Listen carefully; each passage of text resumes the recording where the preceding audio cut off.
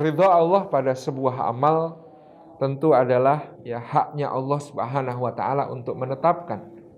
Kita sebagai hamba hanya bertugas untuk terus beramal dan terus ya memperbaiki niat-niat kita di dalam amal-amal tersebut. Pada prinsipnya seorang yang berniat maka dia mengupayakan, memperjuangkan niatnya ikhlas itu sejak sebelum beramal, ketika beramal, dan juga sesudah beramal. Karena godaan-godaan kepada niat juga pasti akan ada, baik sebelum beramal, ketika beramal, maupun sesudah beramal. Nah, maka bagaimana kemudian ketika kita merasa ada kekeliruan niat di dalam amal kita?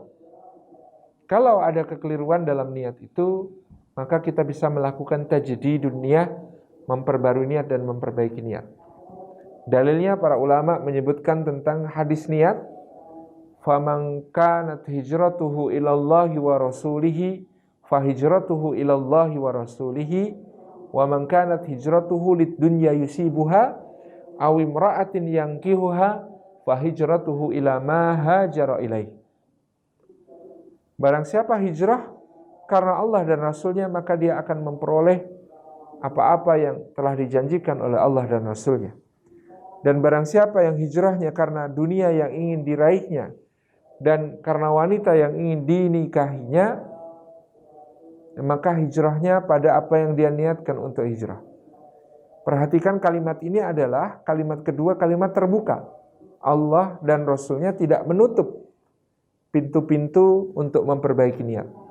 Jadi kalau diparalelkan seharusnya kalimatnya berbunyi faman kanat hijratuhu lidunya yusibuha aw imra'atin yankihuha fahijratuhu lidunya yusibuha aw imra'atin yankihuha. Harusnya begitu. Siapa yang hijrahnya karena dunia atau karena wanita, maka dia hanya akan mendapatkan dunia atau wanita. Kan kalimat Rasulullah harusnya begitu. Tetapi Rasulullah tidak memvonis demikian. Beliau mengatakan fahijratuhu ila ma hajara ilaih, maka hijrahnya adalah mendapatkan apa yang dia niatkan untuk hijrah. Para ulama memaknainya, maka di situ dimungkinkan tajdidun niyah, memperbarui dan memperbaiki niatnya. Bagaimana kemudian dalil pendukungnya? Dalil pendukungnya adalah hadis tentang perang bersama Rasulullah SAW. Ada seorang sahabat bertanya, "Ya Rasulullah, ada seseorang," kata dia, "berperang bersamamu dengan niat untuk menafkahi keluarganya, karena dia sudah tidak memiliki harta sehingga dia ikut bergabung berharap mendapatkan salab, ya.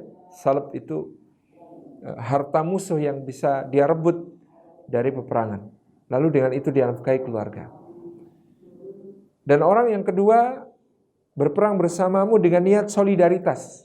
Dia lihat orang-orang di sukunya semua ikut berperang, maka dia pun ikut berperang bersama mereka. Orang ketiga dia berperang bersama engkau untuk mencari kemasyhuran. Dia orang yang jagoan, dia orang yang ahli pedang, dia ingin ya namanya masyhur karena dia terlibat di dalam peperangan dan memberikan banyak jasa. Siapakah di antara mereka ayyuhum fi sabilillah? Siapakah di antara mereka bertiga yang disebut sebagai orang yang berjuang berperang fi sabilillah? Maka Rasulullah SAW menjawab lagi-lagi dengan kalimat terbuka. May yaghuzza ma'i li'ila'i kalimatillah, atau liyaj'ala kalimatallahi al-'ulya, untuk menjadikan kalimat Allah yang tertinggi. Fahuwa fi sabilillah, maka dia ditulis sebagai orang yang berjuang di jalan Allah. Jadi di sini kita memperhatikan Rasulullah SAW tidak memvonis dengan mengatakan, oh tiga-tiganya nggak ikhlas, itu nggak akan diterima amalnya. Oh tiga-tiganya itu semuanya wah wis batal pahalanya, nggak berguna itu. Ternyata Rasulullah tidak mengatakan begitu, tapi Rasulullah mengatakan siapapun yang berperang bersamaku untuk meninggikan kalimat Allah, untuk menjadikan kalimat Allah adalah yang tinggi, maka dia yang di jalan Allah. Artinya mungkin ada yang tadi ketika berangkat salah niat. Niat ekonomi, niat kemasyhuran, niat karena solidaritas tadi, bisa terjadi salah niat di awal. Tapi dia bisa memperbaikinya di tengah ketika dia sedang beramal tersebut. Nah, kalau sudah dilakukan amalnya, ya niat itu bisa diistighfari, ditaubati, diluruskan setelah kita selesai beramal pula, gitu ya. Agar kita tidak terjebak riya, tidak terjebak sum'ah, tidak terjebak ke dalam keinginan-keinginan untuk mendapatkan satu manfaat di dunia dari apa yang telah kita lakukan.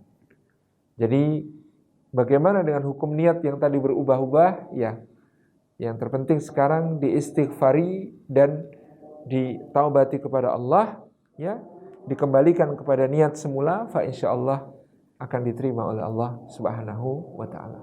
Barakallahu fikum.